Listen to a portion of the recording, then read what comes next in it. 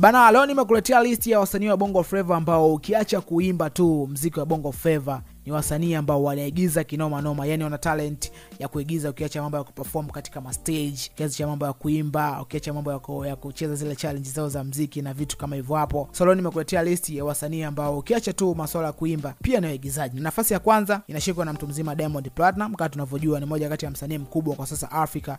Hata ukizungumzia muziki wa Tanzania pia huwezi kumwacha Diamond Platnumz kwa sababu amefanya mambo makubwa. Sasa ukiacha mambo makubwa ambayo amefanya katika music, kuperform katika ma stage makubwa duniani, pia Diamond ni moja kati ya maigizaji ambaye anaigiza kinoma noma, yani ana talent ya kuigiza. Kama tuliona katika tamthilia ya Young Famous ambavyo amefanya, na mule ndani kulikuwa kuna mastaa mbalimbali wa Afrika, wakina Zari na watu wengine kibao mule ndani. So Mondi pia mule ndani aliumiza, akaonyesha kwamba sio tu music na kuperform katika matamasha, pia mimi ni mwigizaji mkubwa. Lakini pia Mondi ukiacha mambo ya kuigiza na music, pia ni moja kati ya dancer mkubwa ambaye tunaona katika ngoma zake ya kidance pale akiwa anavunja, lakini pia akiwa katika ma stage ambavyo anacheza. Kwa Diamond ni moja kati ya mtu ambaye ana talent nyingi. Inawezekana kwamba ametuonesha hizo tatu, inawezekana kuna nyingine zaidi hizo hapo, lakini hajaamua kuziweka wazi. Na nafasi ya pili inashikwa na mwanadada Nandy, the African Princess. Ni moja kati ya mwanadada ambaye ama mwanamke ambaye anafanya vizuri kwa sasa katika tasnia ya music, lakini pia akaja kutuonesha upande wake wa pili kwamba kiacha mimi kuimba